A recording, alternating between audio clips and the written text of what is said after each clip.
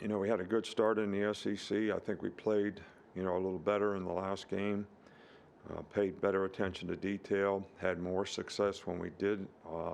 And when we didn't, we probably didn't have as much success, but we were very consistent for the most part in how we executed offensively, defensively, and on special teams. Still things that we need to improve on. We need to show that we can sort of build on this and show progress as a team, individually and collectively. This is a very dangerous team we're playing in Arkansas. They have a very, very good team coming off a tough loss. So they make a lot of explosive plays. A.J. Jefferson is dual threat-wise, big, strong, really good passer. They got a lot of quarterback runs, which create another gap on defense. And to go with that, they have great play-action passes. They make a lot of explosive plays. Sam's done a great job there to me, and they play with toughness. They run the ball effectively. They stop the run on defense. I mean, their guys play hard. We got a real culture there that shows great intangibles. Their defense is good. So this is a really, really good all-around team, and it's going to take great preparation on our part to go on the road and be able to play the way we need to play against a very good SEC team. How would you characterize the team's offensive identity after 4 games?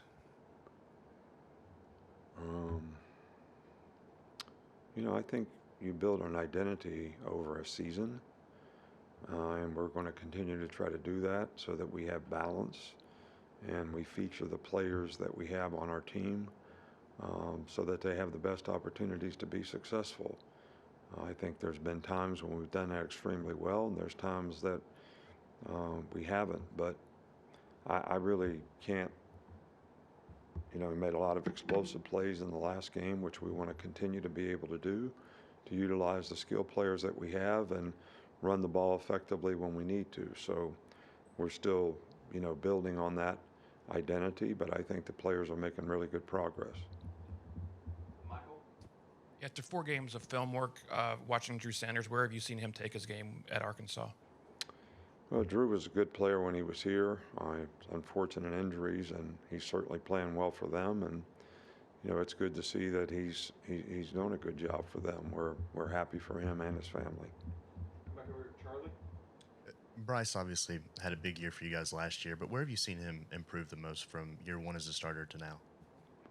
Well, I think the big thing is he's got a lot of new people around him. And I think that it creates tremendous value for him, as he did in the last game, when he makes it work with the players that we have now. And I think each week we've done a little bit better job of that. And I think to have continued growth in that area is important for him and for us. Coach, what kind of role do off-the-field staff members like equipment, nutrition, athletic training, field crew play in the overall success of the program?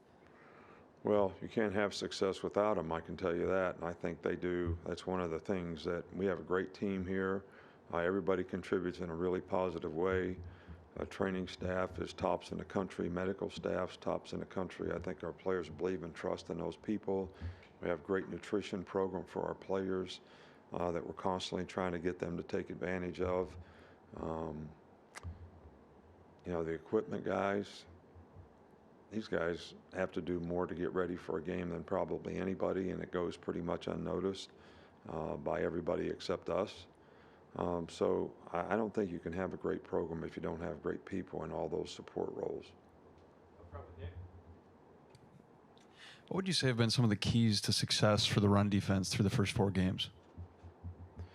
Well, you got to beat blockers on the line of scrimmage, and everybody's got to do their job and fit the runs right. And so far we've done that fairly well. But the challenges in this week's game are going to be far greater than anything we faced to this point because they have a really good scheme.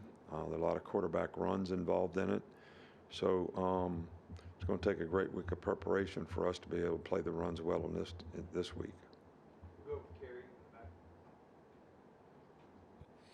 Hi, Coach. From your experience, I'm curious if there's any benefit or impact to evaluating a team on tape after a loss. Meaning, is there anything that you see after the team loses that you can kind of use as you or scout the team, or how do you feel that helps at all? Well, first of all, I don't see their team after they lost. I see the game. I see how they lost. I'm sure they're very disappointed. And I'm sure that, they'll be upset with the way that, the game ended up, the outcome of the game, whether it was the fumble where they had a chance to go in and score a touchdown that got returned 98 yards or whatever for a touchdown, which is like a 14-point swing. But I don't really control how the other team thinks or what they do. I think the key for us is to play the best that we can play and, not allow the other team to get well when they play us because of how we play. I'm sure they've got their goals and aspirations for how they want to play. Yeah, I was wondering if you and the offensive staff kind of go through at all week by week how the playbook's being kind of incrementally rolled out throughout the season and kind of how you guys manage that. How the what filled out? The playbook is kind of incrementally rolled out throughout the season, or kind of how you manage kind of what you have in the playbook earlier in the season. Yeah, well, we have a playbook, and it's really a lot of plays, more plays than we could ever run in a game. And you have to pick and choose, and you try to do before the season ever starts. These are the weapons, these are the things, these are the things that we need to be able to go through the season and the players to understand, when we play certain types of teams that do certain things, and these things are better against other teams. And then you try to change the presentation each week so that maybe the other team has a more difficult time recognizing what you're doing and what you're trying to do.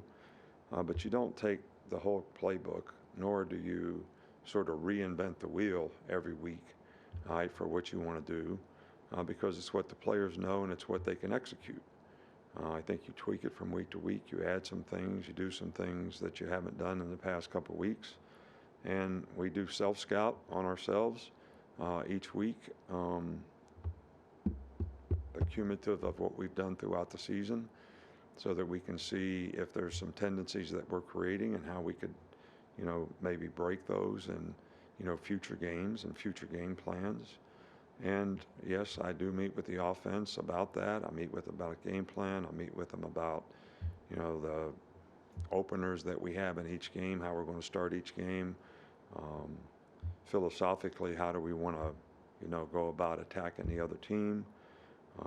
We thought, it's like in the last game, for example, we thought spreading Vanderbilt out and making them play in space would be an advantage for us. So that's what we did. Might not be the case against another team.